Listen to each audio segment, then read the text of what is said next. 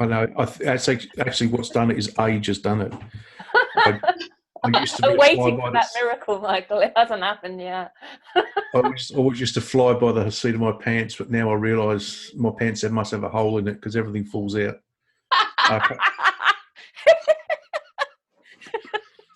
And I'm forgetting so much.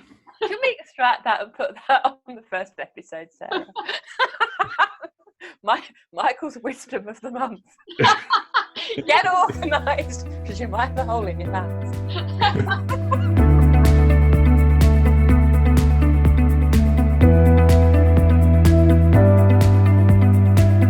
Welcome to the Full Stop Podcast. Well, a teaser.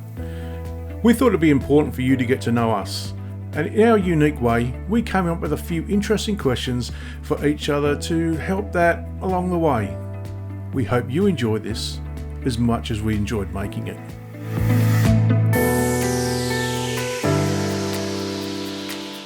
Why Scotland? I love the mountains. I'm not a fan of heat.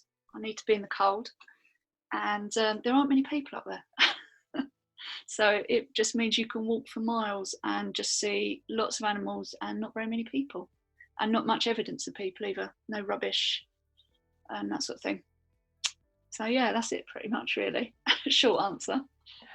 Stained glass. Just as one does, you know. I got a City and Guilds. I just decided I really wanted to have a go with it. And there was a short little 6-week course and I gave it a go. Really enjoyed it. Made something hideous with really bad soldering, but kept going with it. And I ended up doing a City and Guilds. So I've got a stained glass window in my house that I've made, and a couple in the houses around here, fan lights and things like that. But I stopped doing it because of the lead, and it literally is something that is just centuries old. So you still use lead cane, and you stretch it, and you put the glass into the lead cane and you cement it and you cement the whole thing together. The cement is quite horrible stuff and it's all quite toxic. So I stopped it when I was doing IVF because it just felt a little bit too life on the edge. And I've just started it again. I've got my shed sorted out with everything in it. And I've got a kiln, so I fire glass as well in that too. And I paint on it too. I don't tend to do fuse stuff, but bowls or anything, but I do a lot of hand painting and fire it, and I really like it. And it's my kind of go-to happy place. Anything creative helps with my mental health. So the whole thing about fonts and design and all those things, it's just where I lose myself, and I'm very happy doing that. Cool. Well, when Vicky finds out you do that, that means I'll be out of the picture because you'll both be in Cornwall. Yeah. Making things out of glass because she loves that as well. I know she does because I've seen you and I've seen her talk about that, and we should do that. I can probably find us a nice chapel somewhere like that. You know, I could find you a pub if you like. You can run the pub, and Vicky and I will just get creative. I've got a whole life worked out for us. You know, I hate it. I'd rather live with your wife. Because we've got so much kind of creative potential. Right, Michael, off you pop. But you know, you can pop over if you want, or I rent one of those turrets in your chateau, and we can get all creative there. I don't mind. Just we're destiny. Right. What was your most embarrassing moment of your life? Who too? Michael. It wasn't so much embarrassing for me, but it was embarrassing for others. I used to be a bit of a karaoke junkie, and I have a bit of a Tom Jones sort of voice.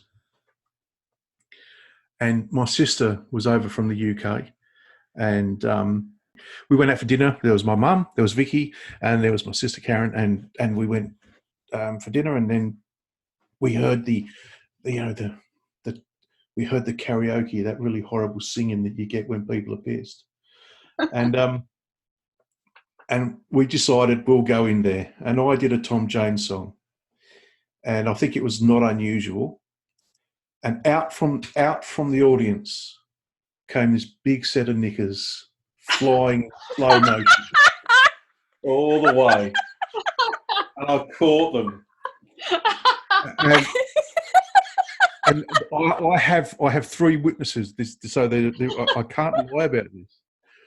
And my sister, my mum, just sort of slipped under the table.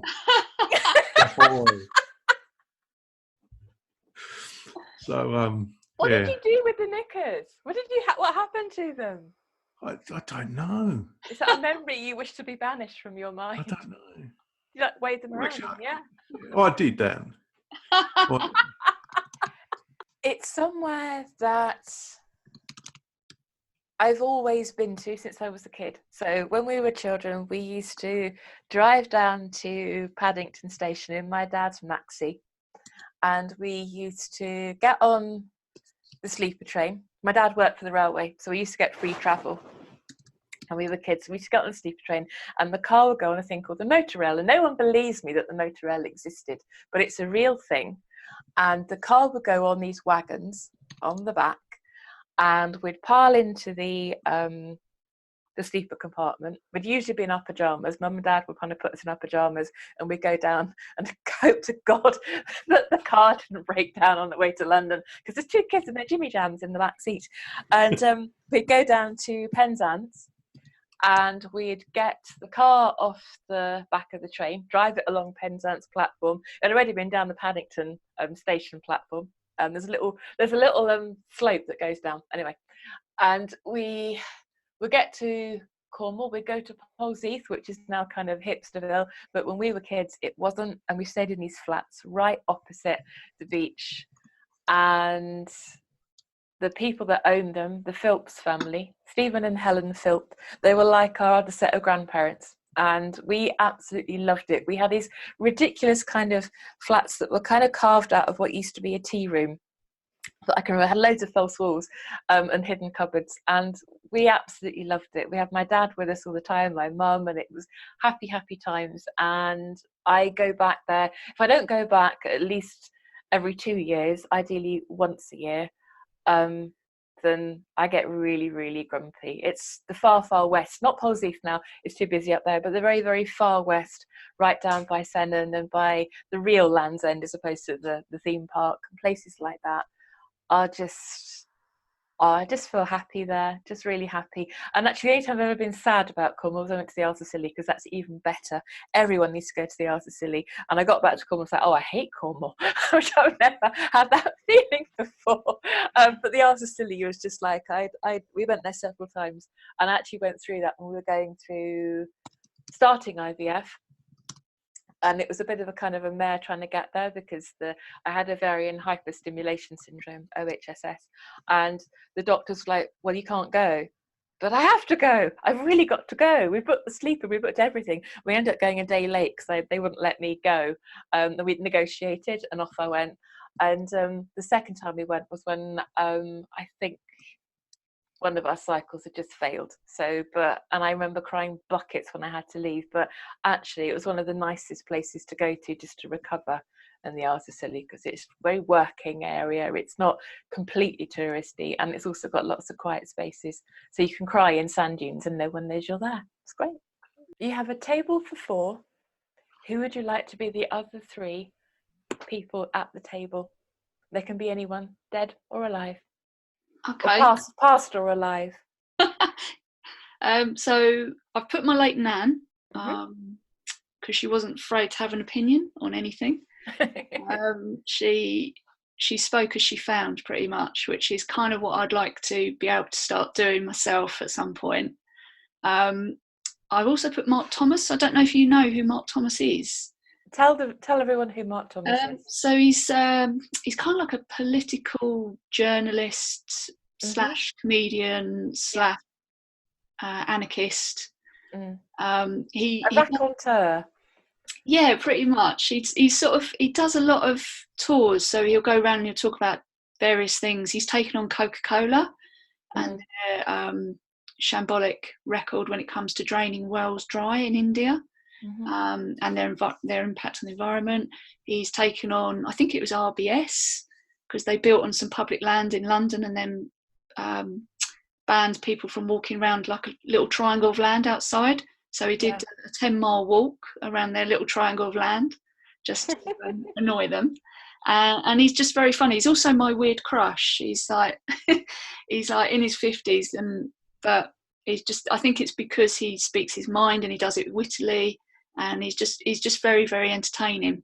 I think everyone's entitled to have a weird crush. Mine's Paul Whitehouse, the comedian, because I just love him, and he just makes me laugh every time I talk to him. But anyway, so who's your third person? I was thinking like Tony Wright, who's the lead singer of my favourite band, but then I also thought Bob Mortimer, who's another. Oh yes, have you seen the Bob Mortimer and Paul Whitehouse go fishing? Yes. Oh, that's our total programme. My husband's like, I can't believe you want to record this. It's like, yeah. I know, we need to binge watch. Yeah, we'll be very happy. Like Bob Mortimer. I told you, got a weird crush. He's all over the show. Yeah. He's also very funny. He creased me up. He was on Great British Bake Off in the UK, and he was talking about how he was wearing slippers on set, and that just, I don't know why, but it just made me laugh. So yeah, it would be a totally random but entertaining table. We'd like to take a little break here to mention that the Full Stop podcast has a presence on the trinity of Facebook, Twitter and Instagram.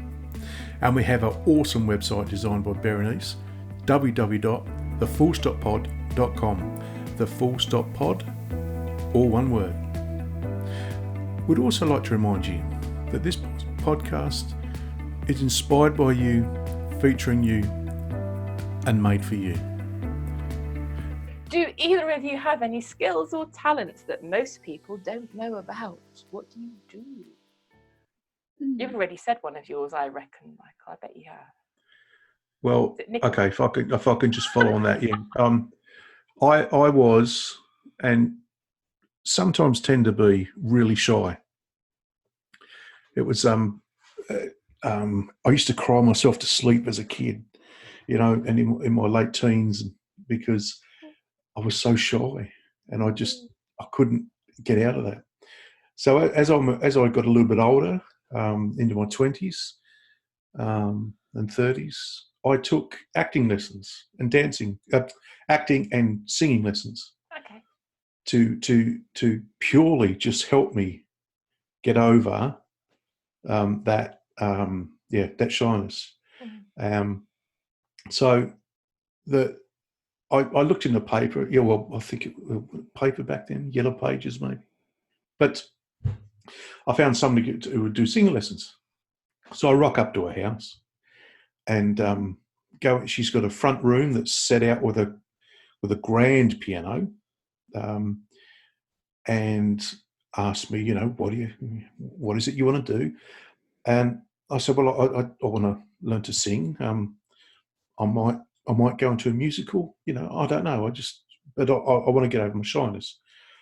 Well, she says, well, I've taught at the Conservatorium of Music. I'm a trained classical opera singer, and it's just getting worse, and it's just getting worse, and it's just getting worse. Isn't it? Very intimidating. Oh, it is. It is, especially when this woman's just about to smash a glass with her voice.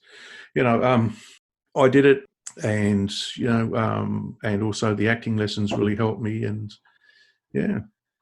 But I was notorious for never learning my lines properly. Notorious. Have you been on the stage? Have you actually been on the stage and been in a play or something like that? Yeah. I know you sung Tom Jones, obviously, but yeah, you've done other stuff.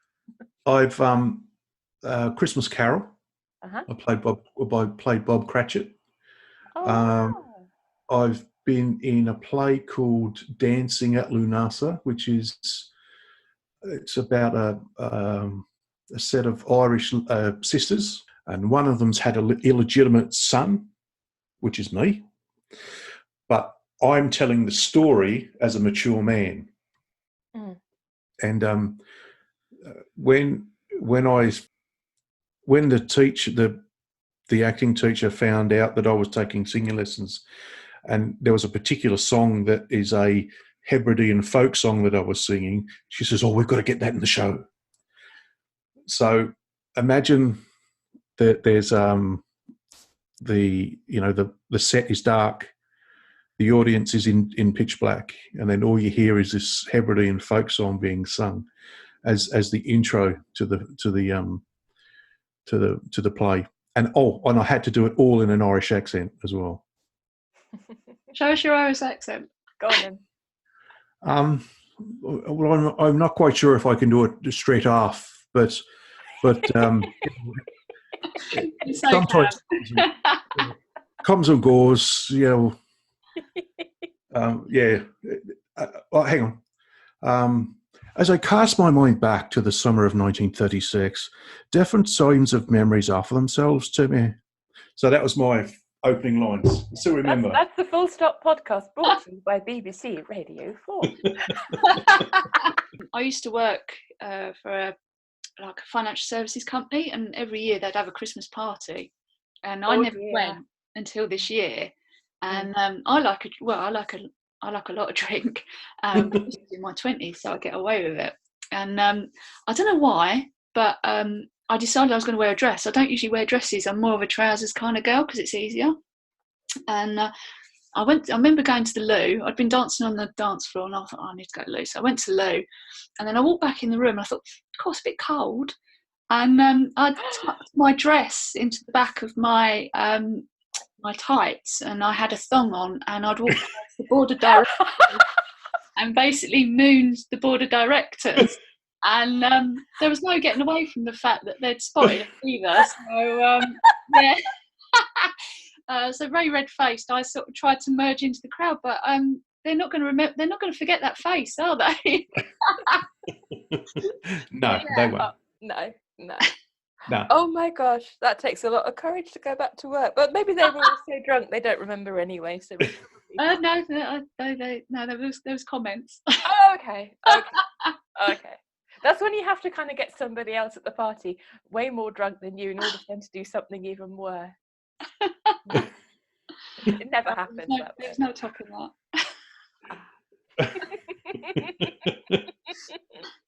Yeah, Sarah, what would you be having? Mine's real ale. Lovely. Not lager. It's got to be proper beer, chewy beer. Me too. I love you even more than I did before. It has to be. I would drink cider, but cider and I get a little carried away. It's not good. But real ale. Oh yes. I'm much the same, but I like dark beers. I like a stout. One of my favourite drinks is Theakston's Old Peculiar. Yes, I like that, but I like stouts. Yes, but I'm actually not drinking at the minute, just because I'm not. So God knows what would happen. We have a beer festival soon. I dread to think. Anyway. Oh, it'll be cheap. Yeah, I'm very cheap date at the moment. Just if anyone needs to know that, I'm a cheap date. Yeah. I don't think anyone does. But anyway, yeah, cheap date. Okay, Sarah, what is your skill or talent that no one knows about? I haven't really got. Well, I don't have that many skills or talents, to be honest with you. I mean, running is kind of my thing. I remember I started when I was in my 20s. I had similar problems to Michael. I had problems with shyness, and my mental health was not good in my 20s. So I took up running as a way to just focus and get out of the house. And it started off, I was doing 1 minute walking, 1 minute running. And then I slowly built it up. I mean, I only ever get participant medals. You know, I sort of rock up for races and I get participant, but it keeps me on the straight and narrow for my mental health, really, and my health in general, fitness wise. It kind of brought me back from the brink after my hysterectomy as well. So my one goal after the hysterectomy was, well, there was two: wear jeans again, because you can't get into your jeans, and two was to get back to running. So it's kind of kept me on the straight and narrow and given me a focus. That is wonderful. There's so much benefits of running. I'm not particularly good at it, but I do try, just because I find it's that steady kind of beat of running that just keeps you going. Yeah. One foot in front of the other. Yeah, I think it's amazing you did 8 miles before you actually joined us this morning to talk. And well that's probably why I've talked so much, because I'm a bit knackered now. It's just like, it's just like Michael, who is someone you admire and why? It's another ancestry thing. Sorry, I did warn you. I've got an obsession. But I had a third cousin. So we've done the DNA test. Okay. And so I have a list of people who I'm DNA matched with. And me being me, I've reached out to nearly all of them. Well, my third cousins, that is. Fourth cousins gets a bit freaky. But and one of them is a woman who lives on the west coast of America, whose mother was Australian. It turns out that her father in the Second World War was stationed in Perth in Western Australia, met Lynn's mother, and they got married. And then he had to go off to fight the rest of the war. And at the end of the war, Lynn's mum then made her way to America. But through the investigation of finding how we were, related in terms of the lineage, we came across my great great grandmother and her great grandmother were sisters in Ireland. 1850s. A woman called Lucinda Whitten was 19 with her sister Hannah, and Lucinda was this woman in America's, relative, and her sister Hannah was 21, and they got on a sailing ship. And can you imagine the strength of character that those two girls would have had to take a 6-month journey in an old sailing ship full of very un-PC sailors, I'm sure, to eke out a life in Australia, which was and still is somewhat the ends of the earth. So I think about those, when I think about tough times, I think about those women, and particularly Lucinda, because, I have that connection with her great-great-granddaughter, and think, it ain't that bad. No. So, so there's someone I admire, and that's the reason why. Fantastic. I know that I once went to a petrol station, and oh god, years and years ago, back in the day, you used to get these kind of they were like tights, but they weren't tights, and they weren't kind of stockings, elastic at the top. I don't know what they were called anyway. And I was filling the car up with fuel, and they had to walk across this really big forecourt to go and pay, and the elastic went. I was kind of hobbling across, trying to hold up and walking across. Can we not put that one on? I don't want anyone to know that. And it was a very long walk. It was a really long walk, and it was just like, why anyway? But of course, I couldn't not pay. I had to go and pay, and I had to kind of shuffle with this kind of. I looked like I probably kind of had an accident. We're going back to pants again, aren't we? Again. Isn't it amazing how these times in your life seem to go in slow motion? It was hours. It was the longest walk I've run. Quicker. And anyway, it was bloody months anyway. Shall I tell you more? I've still never gone back into the petrol station. A few years later, I know which one it was. I never go in there. I could be literally, the car could be beeping at me because it needed desperately filling. I'd still go to the other one up the road.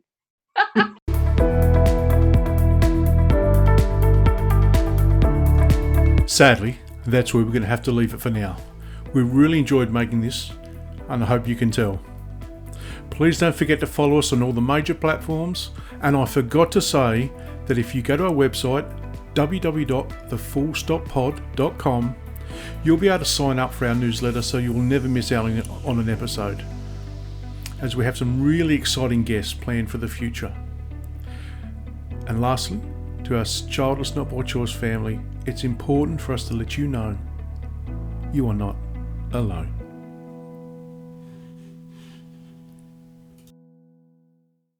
Michael's wisdom words or something. Everything falls out.